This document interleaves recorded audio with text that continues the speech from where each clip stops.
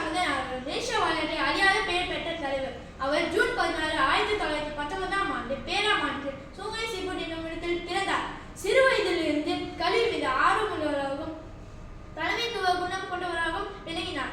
இந்திய சமூகத்தின் நிலைமையை வீழ்த்துவதே துன்விதி சம்பந்தனின் முதலாவது குறிக்கோள்.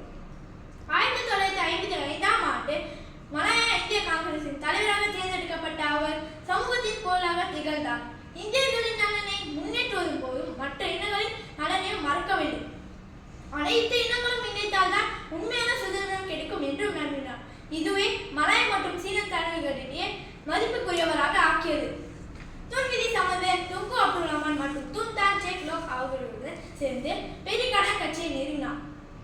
கடுமையான முயற்சி மற்றும் பேச்சுவார்த்தைகள் மூலம் 1957ஆம் ஆண்டு ஆகஸ்ட் 31ஆம் தேதி அன்று மலாயா சுதந்திரம் பெற்றது. அன்றைய தினம் ஸ்டேடியம் மெடேகாவில் தூக்குவேன் அவர்கள் சம்பந்தன் சுதந்திரத்துக்கு பிறகு நாட்டிற்கு தொண்டு செய்தார். வேலைப்பாடுகள் மற்றும் தொலைத்தொடர்புகள் அமைச்சராக பணியாற்றினார். தொழிலாளர்களின் உரிமையை காக்கும் சட்டங்களை அறிமுகப்படுத்தினார். சுகாதாரத்துறையில் புதிய மருத்துவமனைகள் மற்றும் புதிய சிகிச்சை மையங்கள் நிறுவும் திட்டங்களுக்கு ஆதரவளித்தார். அவருடைய மிகப்பெரிய பங்களிப்புகளில் ஒன்றுதான் பிரஜா திட்டமாகும்.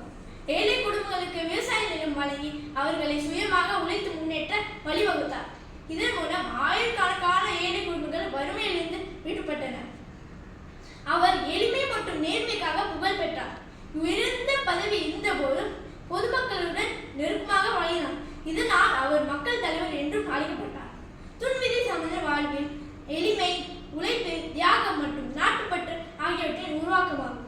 துன்விதி சம்பந்தன் அரசியல்வாதி மட்டுமில்லாமல் கல்வியாளர், சமூக போராளி, மனித நேயவாதி என்றும் நினைவு கூறப்படுகிறார். துன்விதி சம்பந்தன் அவர்கள் தேசிய சுதந்திர போராட்ட வீரர் மட்டுமில்லாமல் நாம் நாட்டை வளர்ச்சியை உறுதி செய்த சிறந்த முன்னோடி, கல்வி, பொருளாதார, அரசியல் மற்றும் ஒற்றுமைக்காக அவர் செய்த பங்களிப்புகளை என்றும் மறக்க முடியாது.